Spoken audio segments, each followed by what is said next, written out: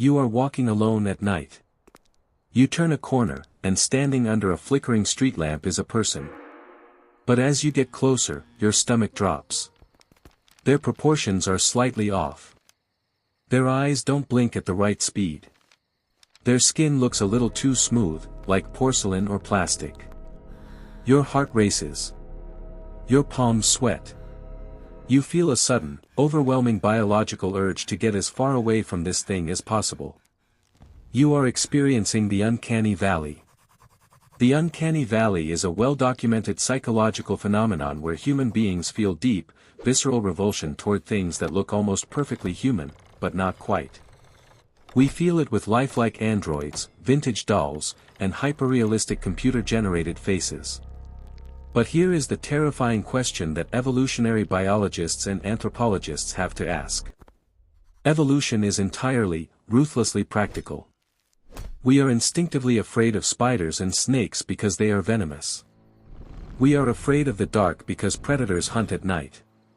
We are afraid of heights because falling kills us. Every instinctual fear we possess is a biological scar left by something that used to hunt, harm, or kill our ancestors. So, if we have a hardwired, genetic terror of something that looks almost human, but isn't, what exactly were ancient humans hiding from? What was walking around out there in the prehistoric dark that looked just like us, but was dangerous enough to permanently trauma-brand our DNA? We are going to track down this prehistoric ghost today. And if you are fascinated by the hidden survival mechanisms buried inside your own mind, make sure to hit that subscribe button right now. We decode the darkest mysteries of human history every week, and you will want to be here for what we uncover next. To understand the terrifying implications of the Uncanny Valley, you first have to understand how fear works on a primal level. Fear is biologically expensive. It burns calories, triggers massive dumps of adrenaline, and forces your body into a state of extreme stress. Evolution absolutely does not waste energy on useless fears. If a phobia is universal across all human cultures, from isolated tribes deep in the Amazon to modern executives in high-rise buildings, it means that fear was absolutely critical for our survival hundreds of thousands of years ago.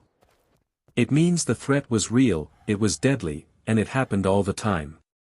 When you see a robot with dead eyes or a mannequin that looks a little too real, your brain is not reacting to a modern invention. It is misfiring an ancient alarm system. Your amygdala, the primitive fear center of your brain, is screaming a warning that kept your ancient ancestors alive. It is telling you that the thing standing in front of you is an imposter. It looks like a member of your tribe, it might even sound like one, but it is deeply, dangerously wrong. But what was the original imposter? For most of recorded history, we have been the only human species on the planet. Homo sapiens. We are so used to being alone at the absolute top of the food chain that we assume it has always been this way. But it hasn't. If you go back 100,000 years, the Earth was incredibly crowded, and we were not alone. We shared this planet with at least half a dozen other species of humans. There were the Neanderthals in Europe, built like absolute tanks, heavily muscled and adapted to the freezing cold. There were the Denisovans in Asia. There was Homo erectus, a wildly successful species that survived for nearly 2 million years. There was Homo naledi, a strange, small-brained hominid that possessed a terrifying mix of primitive ape-like features and modern human hands, navigating the deep, dark cave systems of South Africa. Imagine being an early Homo sapien hunter-gatherer.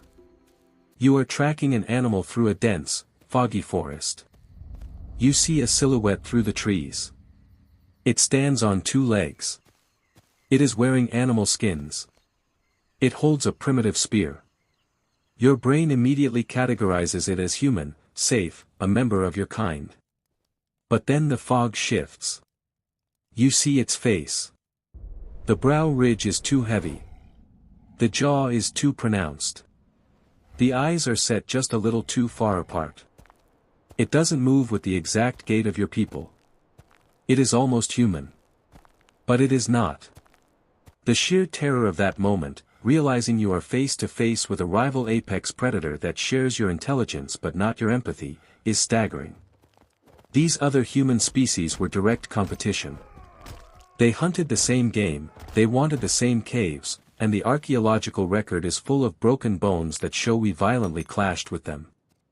The Uncanny Valley might simply be a brutal survival mechanism that evolved to prevent us from walking up to a group of Denisovans or Neanderthals and getting slaughtered. It was an instant, biological friend or foe identification system. If you want to keep exploring the brilliant and brutal ways our ancestors survived the ancient world, take a second to subscribe to the channel. We are building a massive community of curious minds, and your support keeps these deep historical dives going. But rival human species are not the only explanation. There is another leading theory for the Uncanny Valley, and it is arguably even darker. It has to do with an enemy that killed far more of our ancestors than any Neanderthal tribe ever could. Disease. For a primitive human living in a small, tight-knit band, an infectious disease like rabies, leprosy, or the plague was an invisible, unstoppable demon. You couldn't fight it with a spear. You couldn't outrun it. If it got into your camp, your entire tribe could be wiped out in a matter of days.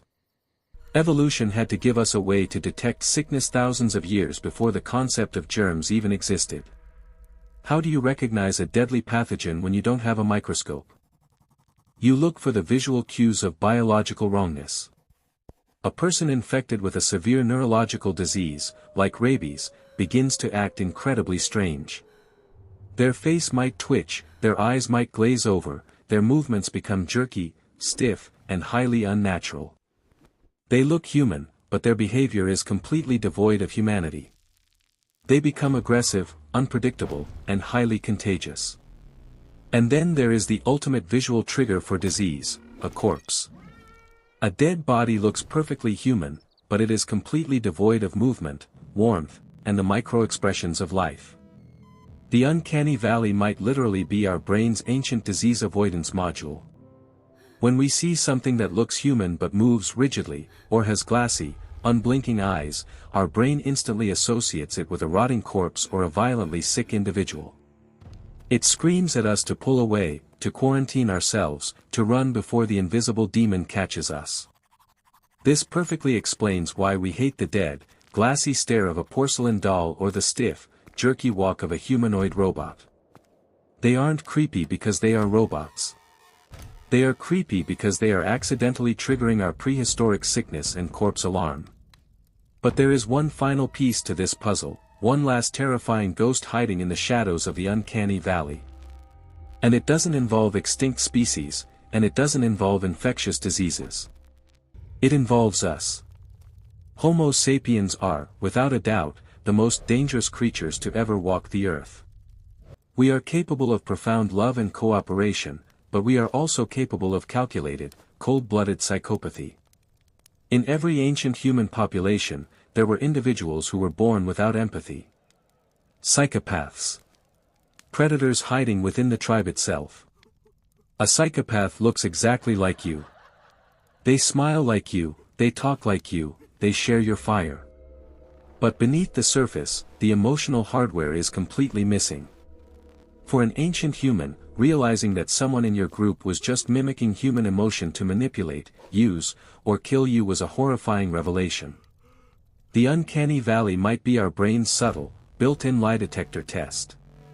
It is the creeping realization that the person smiling at you doesn't actually mean it.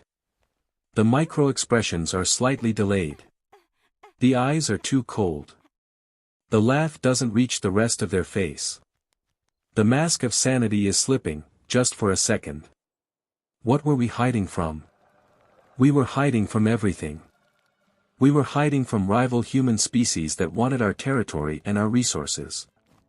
We were hiding from the devastating, invisible touch of plague in the bodies of our own dead. And sometimes, we were hiding from the monsters born inside our own camps, wearing our exact faces.